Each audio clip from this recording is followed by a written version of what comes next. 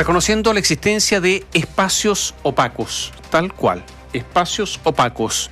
El Pleno de la Corte Suprema se allanó a la posibilidad de revisar y modificar el sistema de nombramiento de jueces del Poder Judicial a raíz de posibles influencias, lo que se ha conocido, ¿no?, del abogado Luis Hermosilla en algunas designaciones. El máximo tribunal se restó de las invitaciones que llegaron desde el Congreso para participar de la comisión investigadora del llamado caso Audio o Audio Hermosilla, tomando distancia del Poder Legislativo y de sus facultades fiscalizadores. Es una comisión investigadora la que se ha constituido hoy en la Cámara y que había invitado a los jueces. Hay un portazo a esa invitación, además de lo que estamos comentando. Miguel Ángel Araya tiene todos los detalles, también reacciones. Hola Miguel Ángel, buenos días. Muy buenos días, Katy, Tomás, auditores. Claro, porque luego de evitar referirse a esta polémica, el Pleno de la Corte Suprema abordó, a través de un tibio comunicado, los últimos hechos que se han conocido en el marco del caso Audio, respecto de supuestas influencias ejercidas por el abogado Luis Hermosilla en el nombramiento de jueces del Poder Judicial. Nos referimos a los casos del ministro del Máximo Tribunal, Jean-Pierre Matus, y del magistrado de la Corte de Apelaciones de Santiago, Antonio Ulloa, que si bien no fueron mencionados en este pronunciamiento del organismo, sí hubo referencias a las múltiples críticas de las que ha sido blanco el aparato de justicia en los últimos días, debido a lo que algunos han calificado como la politización del sistema judicial.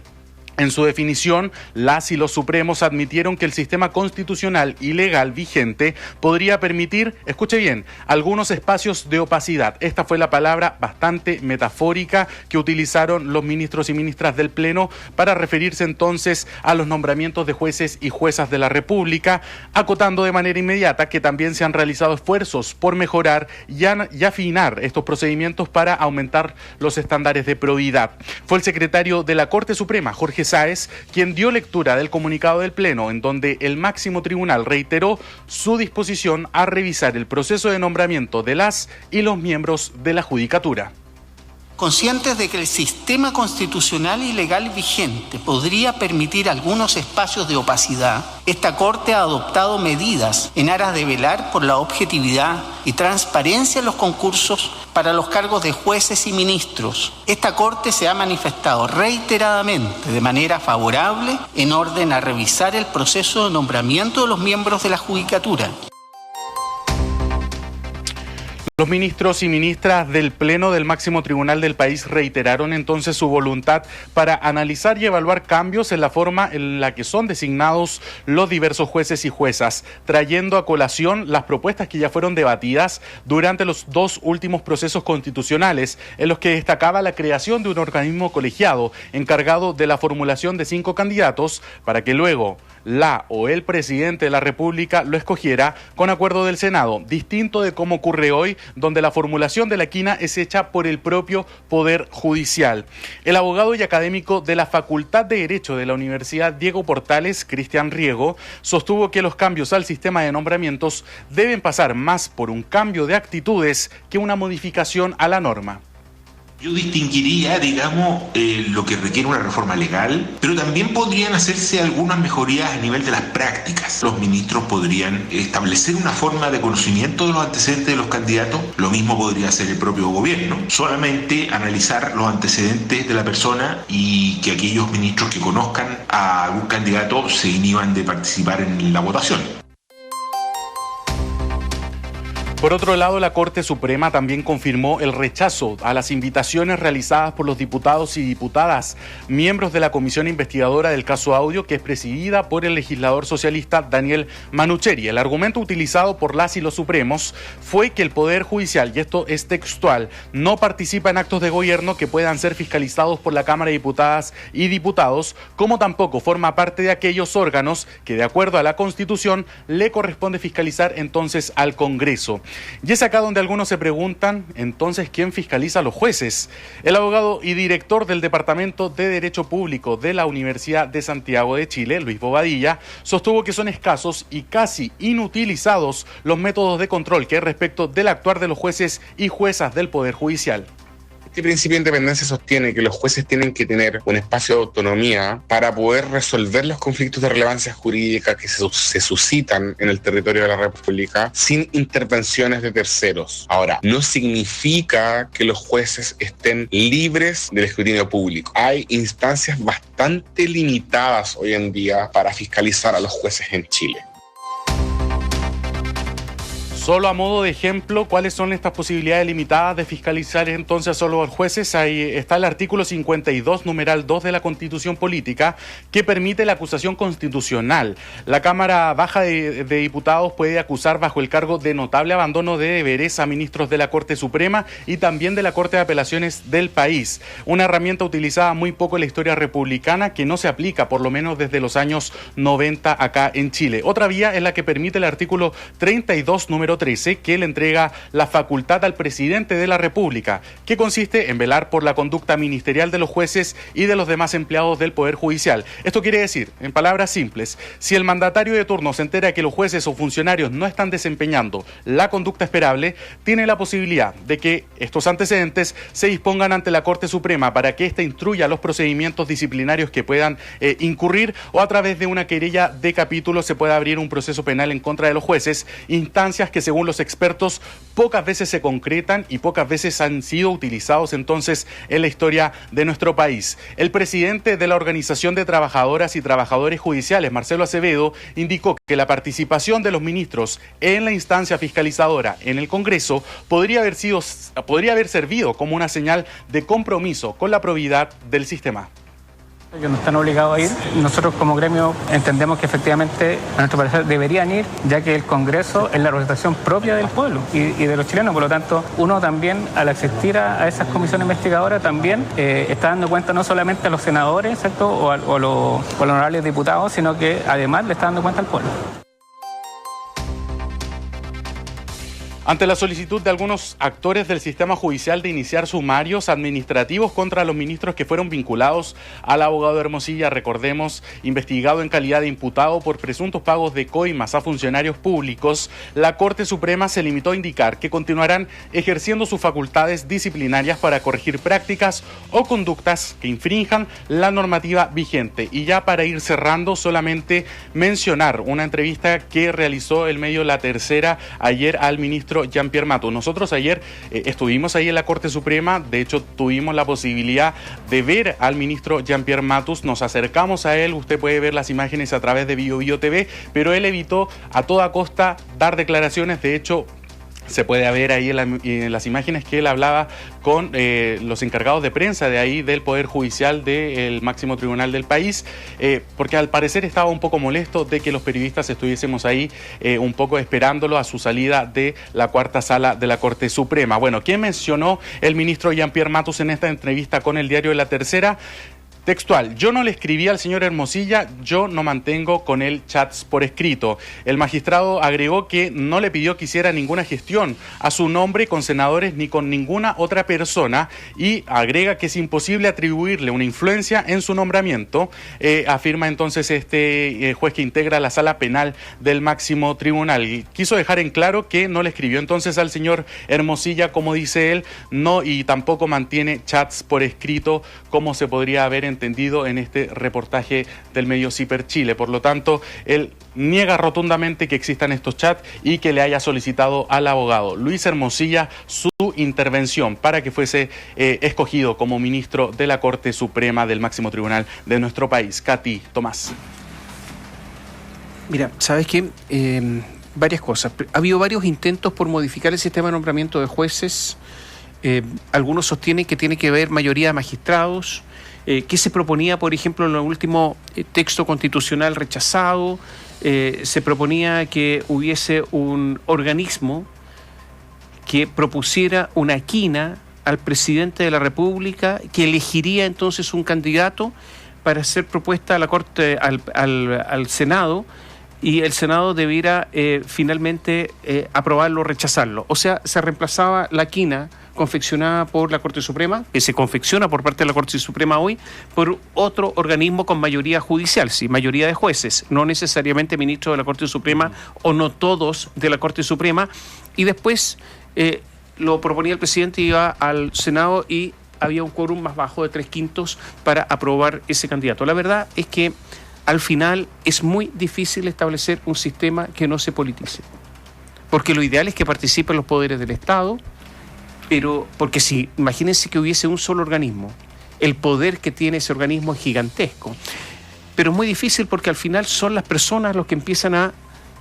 diluir toda la intención original de que esto sea más bien un asunto absolutamente profesional. Lo que hace falta acá es que haya un concurso de oposiciones, todos los candidatos en audiencias públicas a ver cómo contestan. Eso es lo que hay que hacer. Pero no hay ni de cerca una proposición de ese tipo en ninguna de las que hemos escuchado.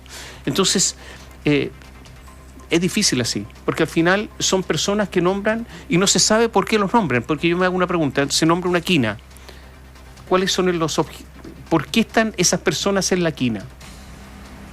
Nadie lo sabe muy bien, salvo que hay una persona siempre que está en la quina, que es el ministro más antiguo.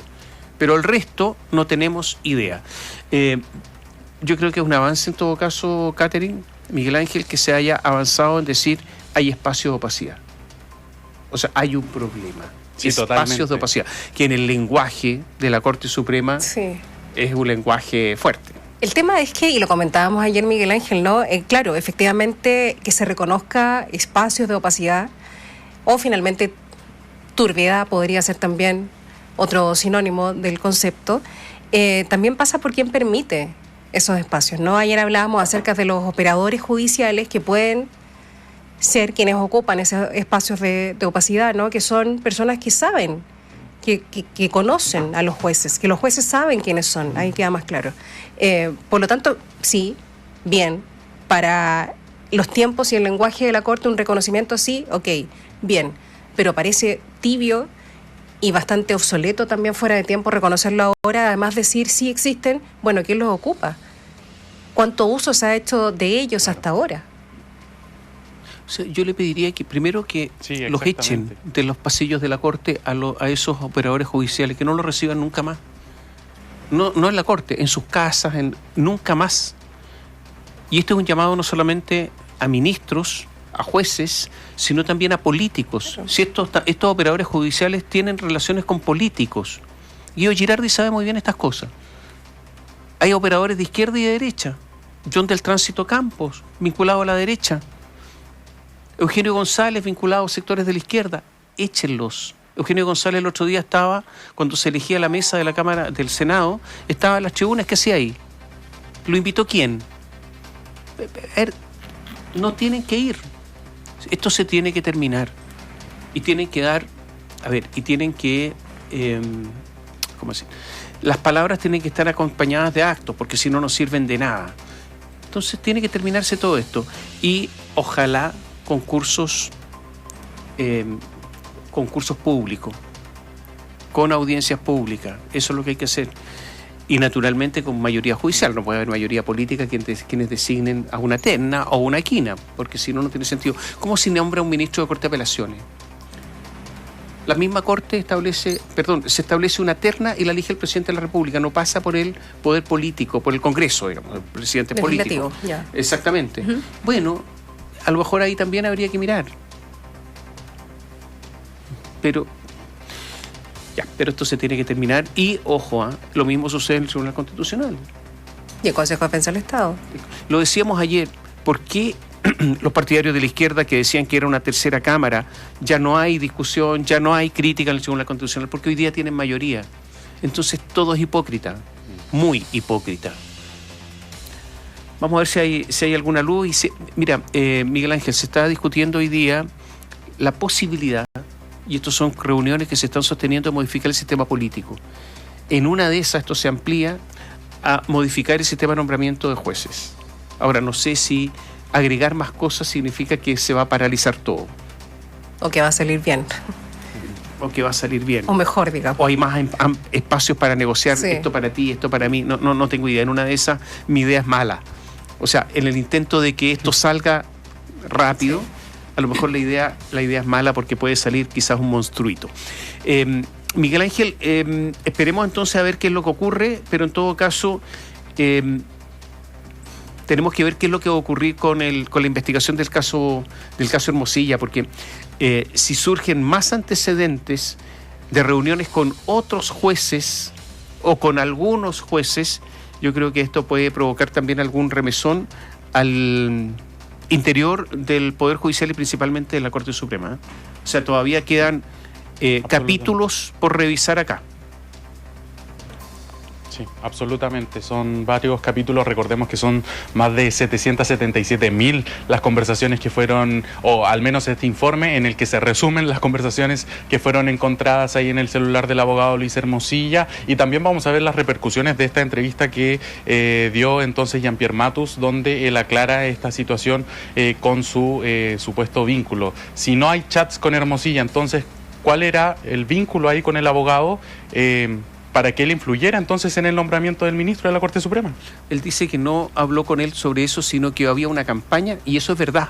Hubo una campaña en contra de Jean-Pierre Matus, que tenía falsedades. Una campaña política, digamos. Exactamente, claro, que tenía contra. falsedades, incluso algunos sectores. Él es más bien de la centroizquierda, ¿no es cierto? Claro. Y que había de la misma izquierda, pero más radical, porque querían un ministro más radical. Había algunas críticas, incluso incluyendo falsedades en contra de Matus. Ahora, si hay falsedad, él tiene derecho a decir urbi et orbe a todo el mundo. Bueno, ¿cuál es su verdad también? Ahora, ¿qué es lo que dice Matus? No tengo relación de amistad, familiar, parentesco. No me ha pedido ninguna audiencia posterior a mi nombramiento. No ha fallado alguna causa que él haya tramitado. Nada. Dice que no hay nada de eso. Entonces, claro, yo creo que ahí, al parecer, no hay prácticamente ningún antecedente. No sé si habrá otro, pero por lo menos hasta ahora da la impresión que no lo hay. Claro, lo que niega es que haya una conversación por chat, intentamos por una comunicación por mensajería instantánea, no de la que habría eventualmente un registro en las páginas de los audios, no de Hermosilla. Lo que sí dice es que hablaron por teléfono y que hablaron acerca de este tema que se estaba viviendo, esta campaña política en su contra, para que él no llegara finalmente a ser juez de la Corte Suprema, algo que tenía esa campaña, digamos, tenía elementos falsos. ¿Perdón? ¿Miguel Ángel? Sí, que cuando ya integraba la quina, él se puso en comunicación con el abogado Hermosilla. Él detalla que fue antes de que el presidente Piñera lo nominara.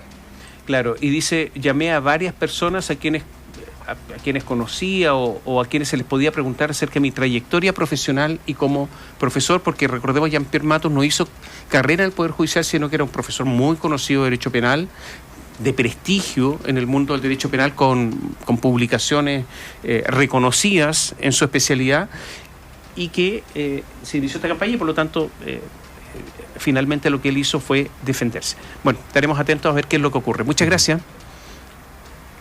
Buenos días. Gracias, muy buenos días.